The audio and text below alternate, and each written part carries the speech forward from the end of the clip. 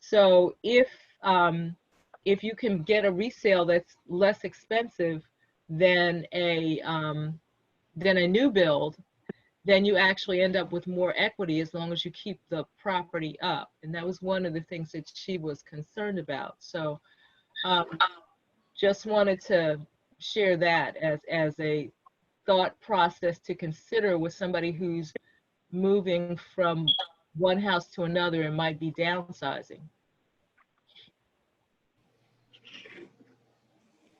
I was going to say, D, also, Jasmine, that property values are actually going up right now because we're actually getting more people approved in the market, which is increasing the seller's market that's currently in existence.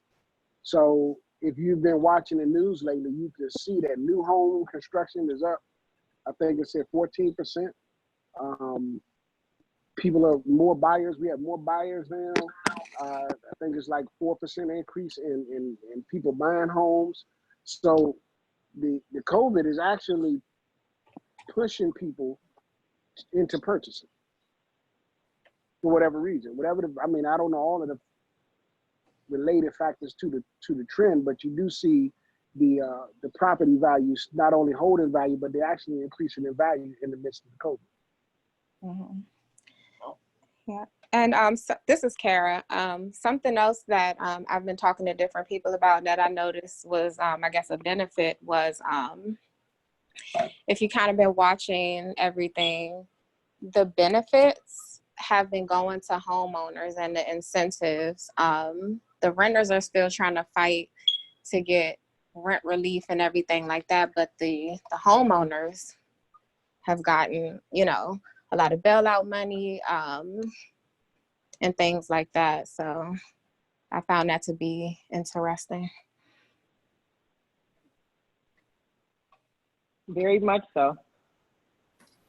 Yeah, another something I found interesting as well is the I don't know if everybody watched the Minister Farrakhan had a speech on Saturday on the 4th, and I'm seeing with Black Lives Matter, everything that's happening, there's starting to become a more discussion with the power of home ownership or property ownership, land ownership within the Black community, and how that's how real wealth is created generationally over time. But you're starting to see kind of this undercurrent discussion or things of buying land, buy a home taking hold, because if you want to create wealth, if you want to really create that change, it's pockets, it's money. So that's been something that I've been noticing on Instagram, just kind of from different sources. People that may not have really stressed buy land, are now starting to have this kind of home ownership, buy something. And I see that as a big opportunity for us. We're already in the game, so I can help you. What do you need to buy? Because I can help you. Farrakhan has never gotten off of that. He's been talking about that since day one. And people who follow him and follow that organization know about these things. I think more of it is coming out now because, again, there's a light shining on it again. But he's never let that go. That has always been in FOI. That has always been what they do. Push ownership of business, ownership of homes, entrepreneurship, know what you're doing, know how to run your money, and then keep it in the community. That's the thing that they do. But yeah, it certainly should help us out right now. Yeah, I think that with social media is that it's creating a different platform. And I think that now in this climate, more people that may not have necessarily followed, the minister are receptive to it. They're receiving the information now where, I need to get out of this apartment. I need to buy something. And that's kind of the, just move it on into 2021 and 2022.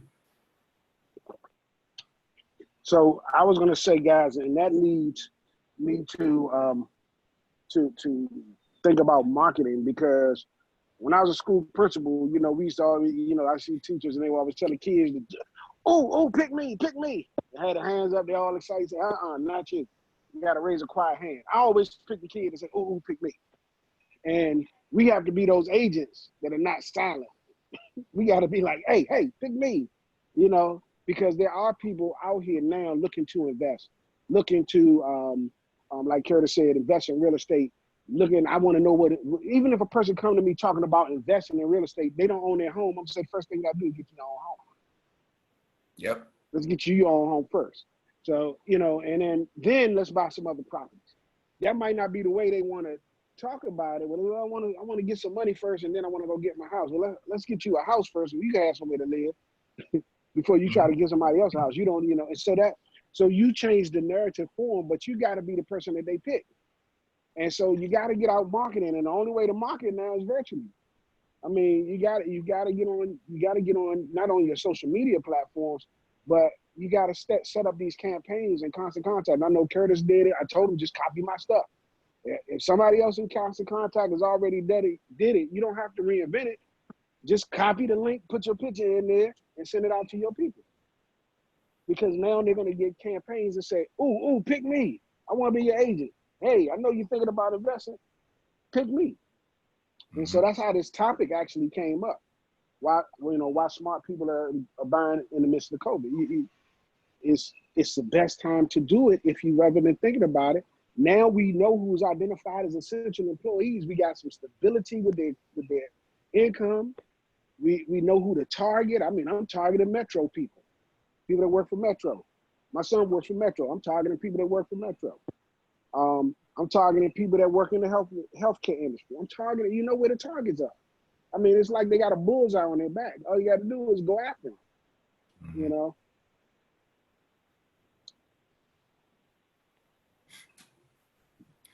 Yeah. All great points. All right, who's next?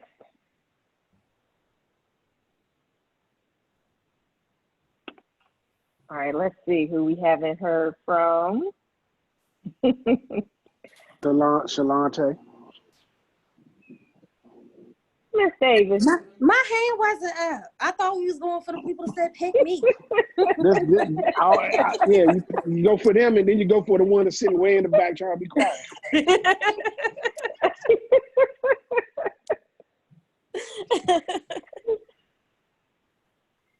So, I'm sorry.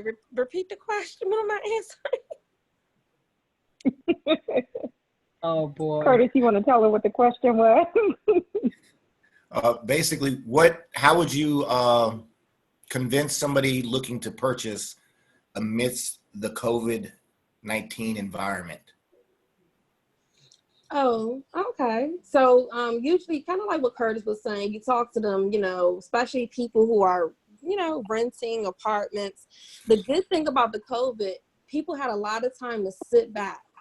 You're sitting back and you have more time on your hands to reevaluate different things, and people like when things make sense. They don't want to be in the midst of, they don't want to be in the midst of, sitting in an apartment or having that exclusion. But what I've been talking to people, we talk about that interest rate. Did you guys see that the interest rate went down to 2.8% last week? That was crazy.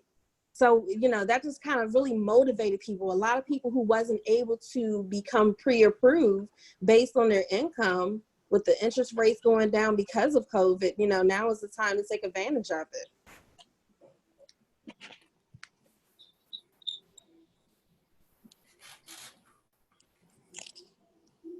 I'm sorry. Shalante, you said the interest rate went down. Are you talking about the bank's interest rate, or Wall Street, or The bank's interest rate? Oh, okay. So when we did, we was talking last week, I was talking to Coop, they went down to 2.8%. you know, so my buyers was going crazy. But of course the inventory is low. That's the other part. The inventory is low right now. So I feel like I had 2 clients bidding on the same houses, you know, but the fact that people are able to purchase who was unable to purchase before, that's awesome. Or they're able to buy more homes. They're increasing their buying power a little bit. Shalonte, isn't that a great problem to have when you have 2 clients that actually want the same house? Absolutely. That's really a good problem to have. And I was in this very same situation when I had 2 clients who were interested in the same house, and the other one, he was looking at the house like, well, that's not really my first option, it's my second option. So if I get both of them, I was like, wow, this is going to be a great month to get 2 buyers in the same price range, you know, going after the same property. Now, I didn't want both of them to put a offer on the same property because then that causes problems for me. But they were interested in pretty much in the same price range, looking in the same neighborhood. And let me tell you, they're guys. I mean, this is one guy. He's not a he works on sewers. I mean, he's not a plumber, but he kind of cleans sewers, but it's an essential job. But he's approved at 330 now. I don't know if he'd have been pre-approved at 330 in the past, but his jobs, you know, he's increased in his workload because, I don't know, people are using the bathroom more. I don't know what's going on. Guess they're home more, whatever. But he's getting an influx in business. So it's just a really exciting time working with buyers, put it that way.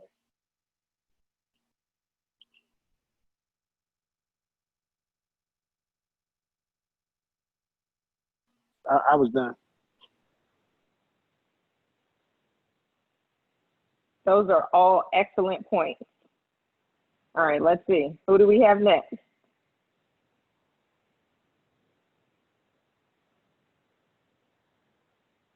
All right. Want to raise your hand or should we call on you? Yeah.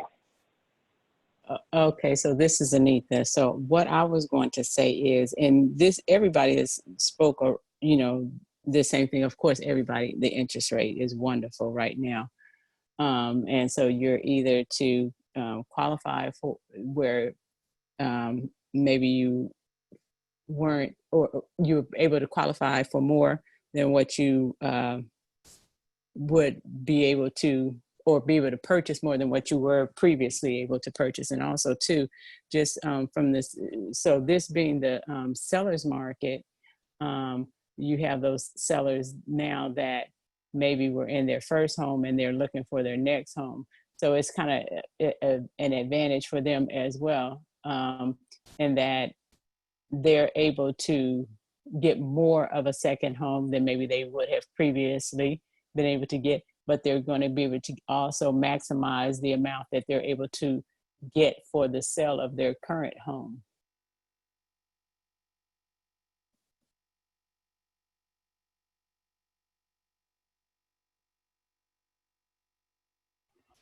So that is helpful.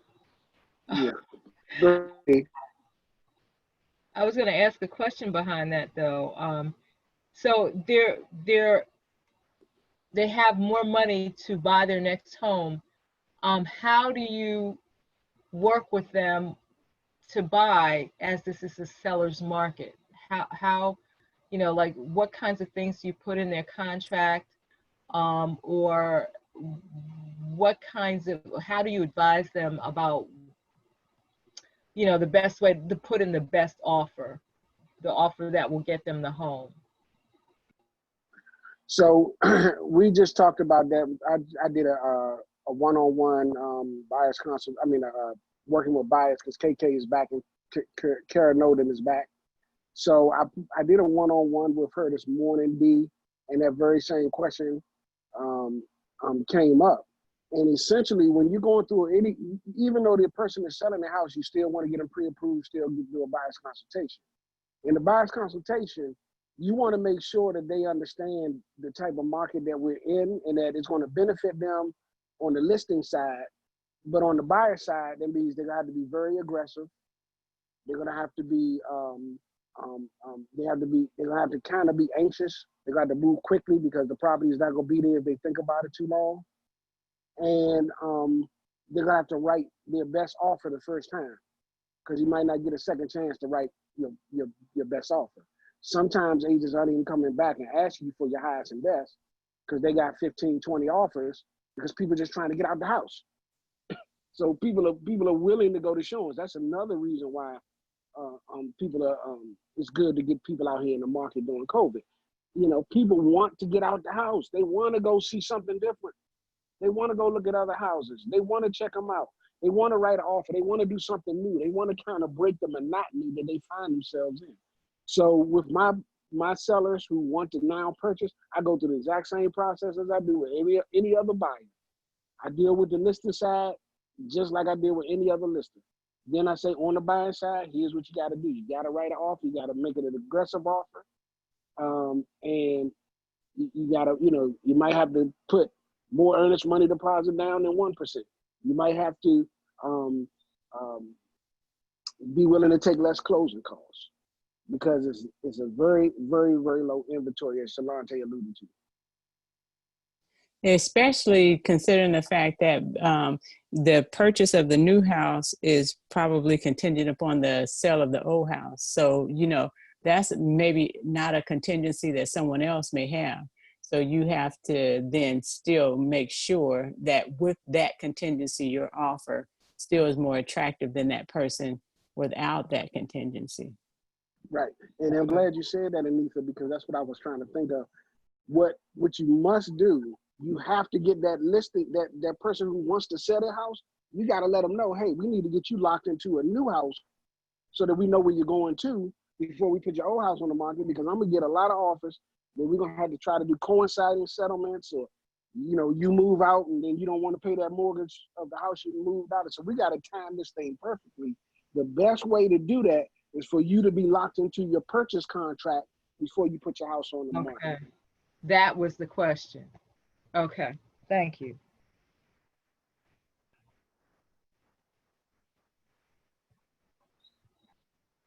We had a client had a little townhouse, and it's in Virginia. It says a little townhouse in Virginia, and we try to tell everybody, hey, we know what we're doing. Get locked in first. Well, no, I want to put my house on the market because that's going to motivate me to move. Well, we advise them against it, but part of our fiduciary is obedience. We got to do what they tell us to do. So fine, she didn't get locked into a property first. That's what we wanted her to do. She put her house on the market. She had, I don't know how many showings we got.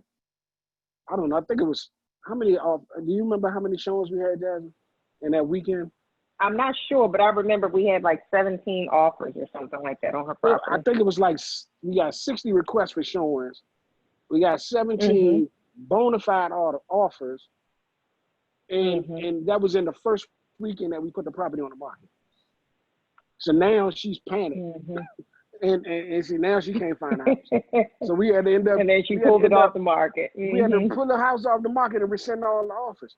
It was terrible. But you try to tell people, look, this is the way we know the market. We know what we're doing. So now, yeah, she believes me, but now she's running into the difficulty that I told her. There's very few houses on inventory, so now she can't find anything that's better than the house that she's currently in. So she still wants to move because she's sick of being in the house because she's been locked in there for months now.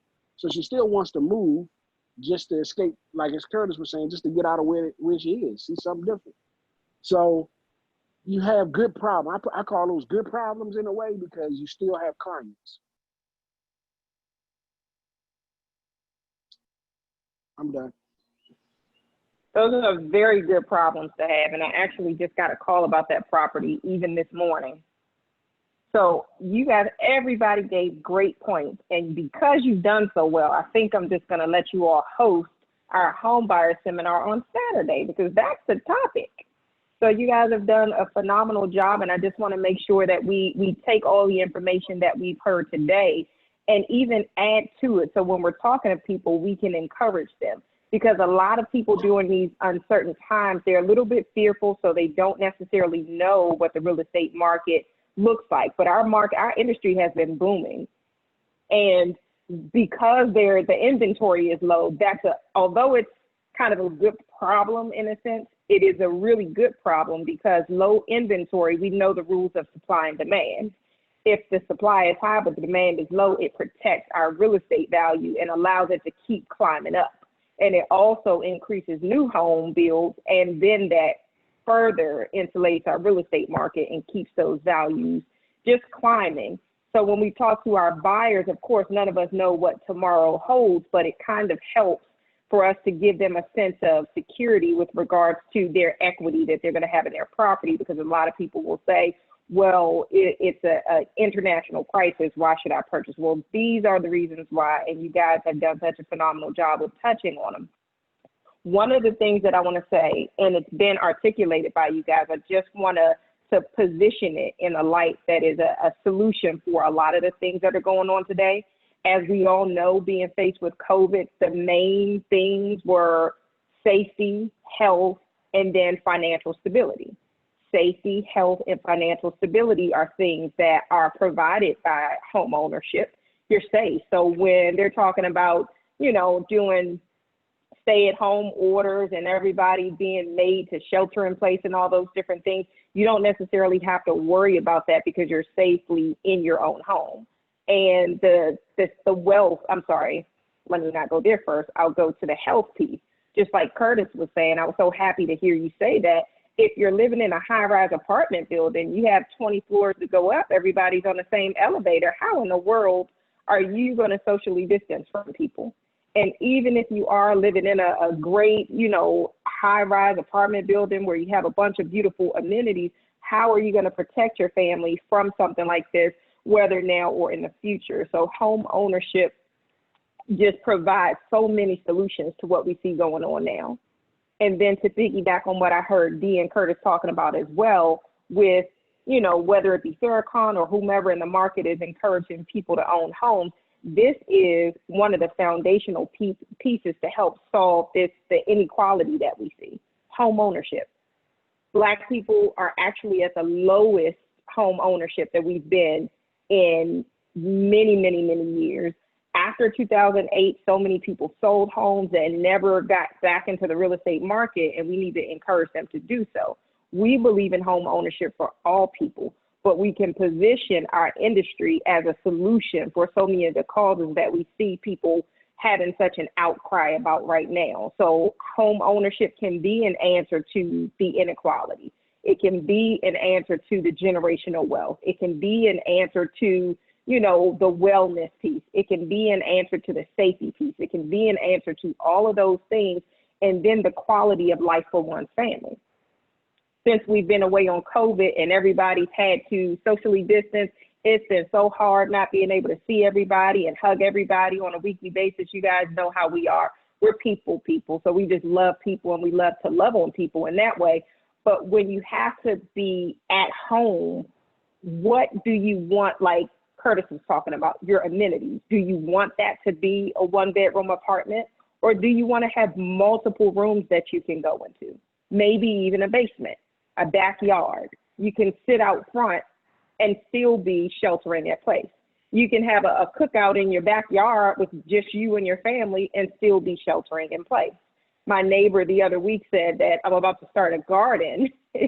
She's just one of those people. She's like, look, I'm done with everything that's going on here. I don't know what they're doing, and neither do they. So just to make sure my family and I are prepared, we're about to start our own garden. And we may or may not go that far, and that's totally fine. But if your clients did have that concern, they could grow their own garden at home. They could have fresh produce that's growing right in their backyard. So there's so many different benefits that home ownership affords our clients. And we talk about the ones all the time that are the financial aspect, where if you're renting, you get 30 more days, but with home ownership, you're going to get to write off your interest and you're going to get to write off those taxes. So as Cooper has told us on numerous occasions, for the first 15 years or so of our mortgage, that's about 80% interest and taxes that you're paying. which is great because if you owed taxes before, now hopefully you'll get a refund. So there's just so many different benefits. And if we're talking about bridging the gap with economic inequality, then this is one of the things that keeps money in our pockets and puts money back in our pocket and allows us to then just go ahead and invest in other areas. We're investing in ourselves and our families, and now with the money that we're able to write off and get back, we can invest in other areas.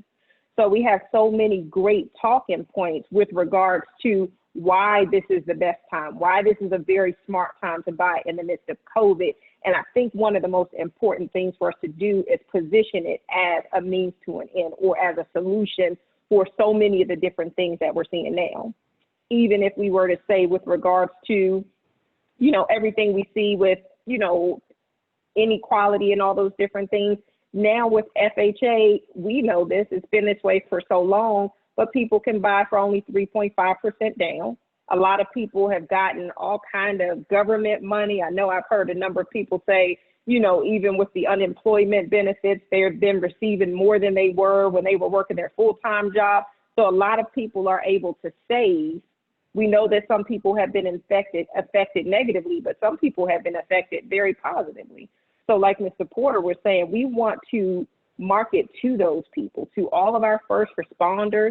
And those are the people that are in the grocery stores, that are working in your food industry, whether it be restaurant, those are the people that are, of course, in the hospitals and everywhere else, but your people in your pharmacies, your firefighters, your police officers, metro post officers, your trash workers. These are people that our country literally would not be able to run as smoothly if it were not for them on a daily basis doing what they do. And we are honored to be in that number. We're honored to be essential employees just like them. So just position home ownership as a solution to so many of the different ails that are going on today. And I would simply say come from the heart, because this is a business that we do. It's our industry and it's how we make our bread and butter, but it's very much a heart thing, because these solutions are issues that are affecting people deeply. So come from a position of care, and this is a solution to help you and your family.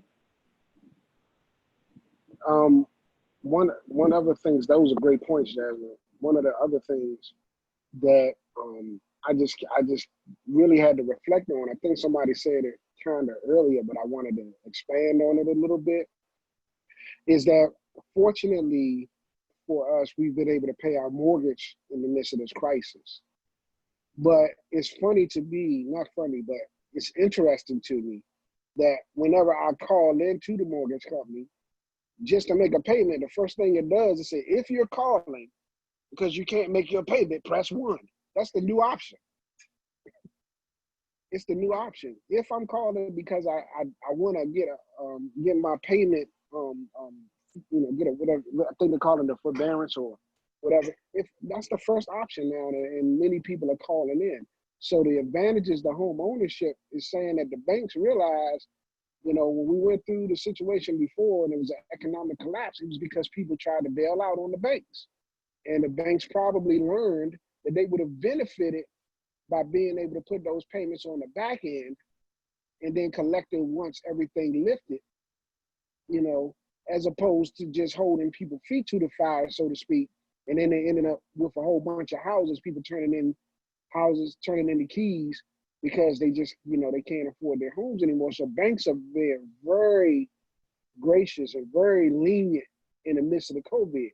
And I dare say, because I am a landlord as well, that because we're in the midst of COVID, the landlords are able to be lenient to the renters. But if we were being held to the fire, there'd be a lot of people who would be in trouble in terms of renters being evicted and all kind of craziness to be going on. So the banks are being, like I said, by them being gracious, they're really taking a lot of the bulk of most people's expenses, which is their living expenses.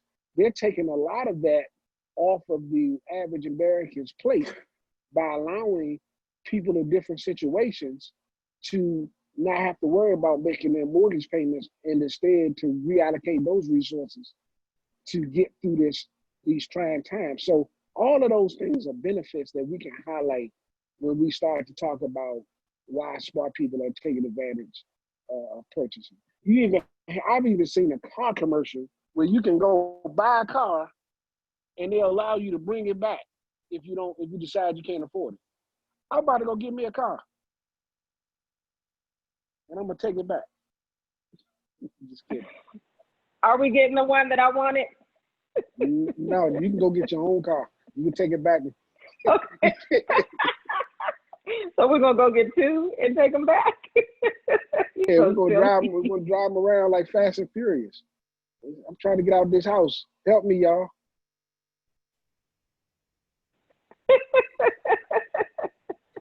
Yo, it's something else.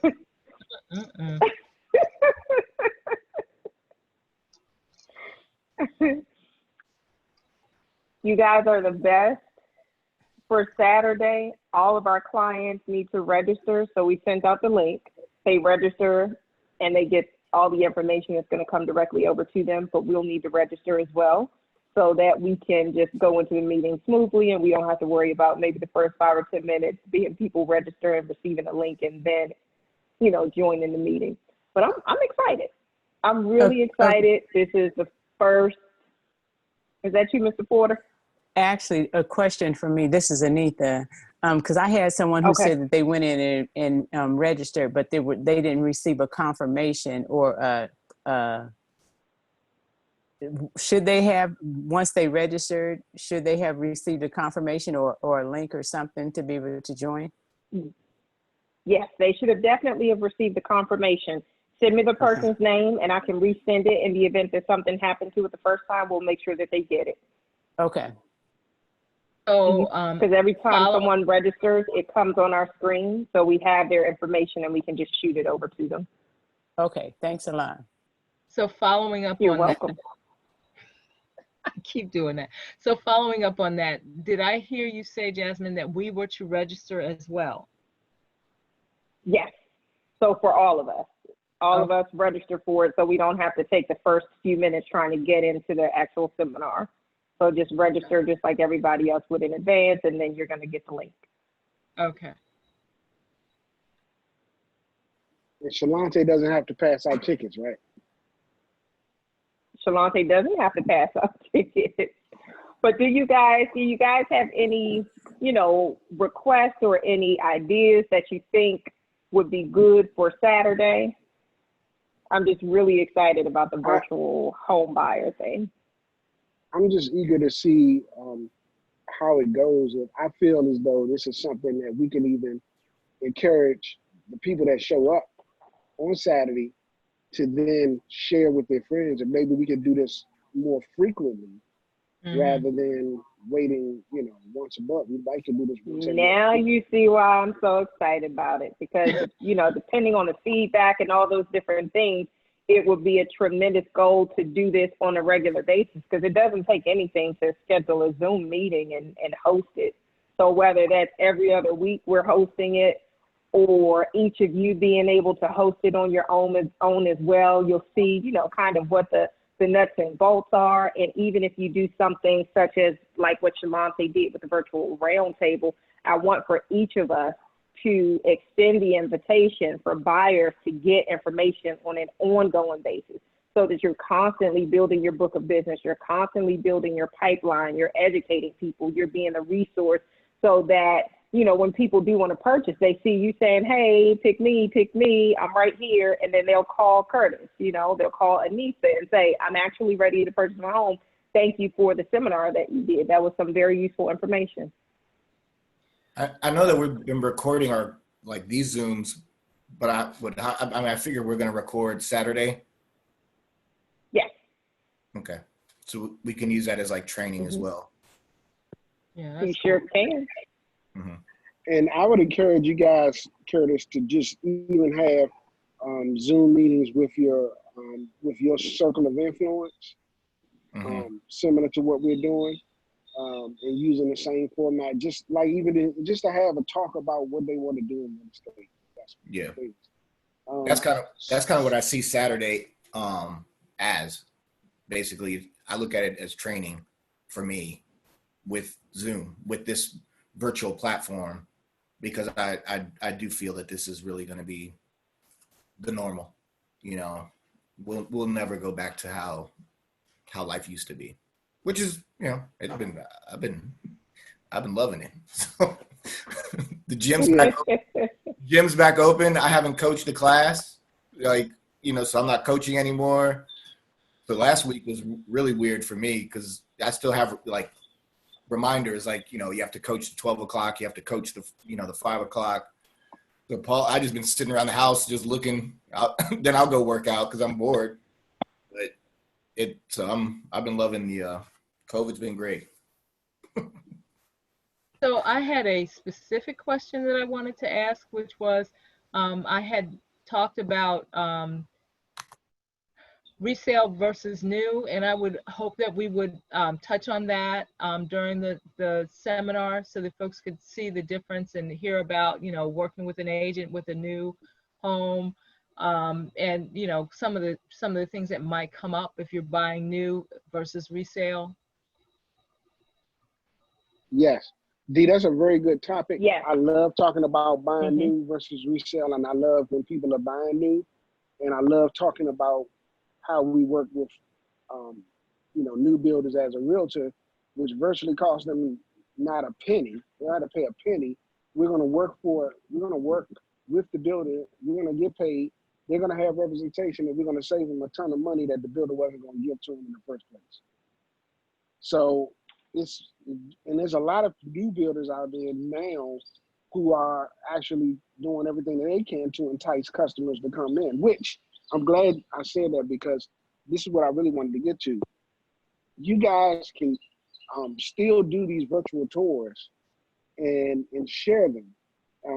Share them on your social media pages, because people need stuff to look at. And if you keep talking about buying new homes, call me. Look at this house, call me. If you in there with a client anyway, when they walk out the house, if the house is vacant and looks nice, do a little video and then post the video to your social media later. And people will start to see, hey, I need to call this girl. I need to call this person, because that's the person that seems like they're already anyway. Let me call them and see if they can help me go see one of these houses. People want to get out the house. If they're interested in getting out of the house to look at a house, then we can get them a pre-approval. Then they can buy a house.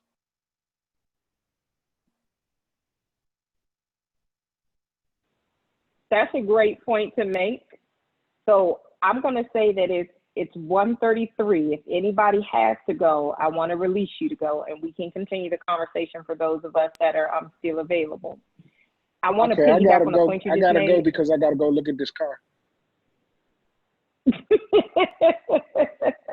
The two that we're going to buy together and take back, Lord help. So silly. But Rachel took that advice when we gave her that advice. And she's been posting, you know, her videos on social media from property tours or herself in front of a home doing a showing. And since then, I think she said she has between 5 and 8 buyers that Mike is currently working with in her pipeline to get pre-approved. So those are all from online leads. Those are from people who saw what she was posting on Facebook. So we just encourage her the same way that we encourage you guys, continue. Because when you post something and you keep posting, people will see you consistently. They'll start to come to know you as a resource.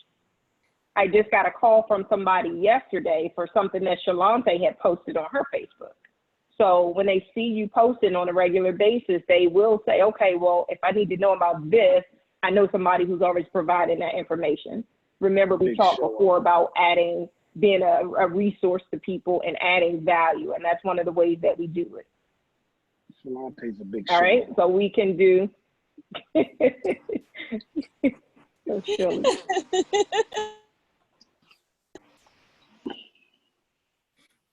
Well, I have to go, guys. Does anybody else have any other questions for Saturday?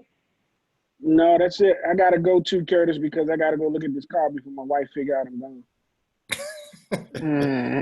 Oh, never mind. I'll see you guys. All right. You guys are the best. You have a great rest of the day, and I'll see you on Saturday. You know All what? right. And one more thing, I'll send out an email. Never mind. Enjoy your day, guys. All right. You too. Bye-bye. Bye bye. Bye, Bye, Shalante. I love you. Love you, Shay. Okay, all right. I'm gonna get you. I'm gonna get you. All right. Love y'all. See you.